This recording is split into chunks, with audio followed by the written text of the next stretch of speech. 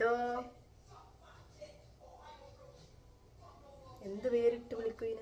ഇതൊക്കെ ഞാൻ 2 മുട്ട. ഇപ്പോൾ മുട്ട എടുത്ത് ഫ്രിഡ്ജിൽ വെക്കാൻ നേരത്ത് ഇത് നല്ല ഓൾ ഷേപ്പ്, അതായത് നമ്മുടെ സാധാ മുട്ട. ഇതെന്ത് ഇങ്ങനെ? നീ മാങ്ങയല്ല, നീ മുട്ടയാ. ഇത് മനസ്സിലാക്ക്. മാങ്ങയുടെ ഷേപ്പിലൊരു മുട്ട ആരെങ്കിലും കണ്ടില്ല ഇത്? എന്നാൽ ആ കോഴി ഏതാ?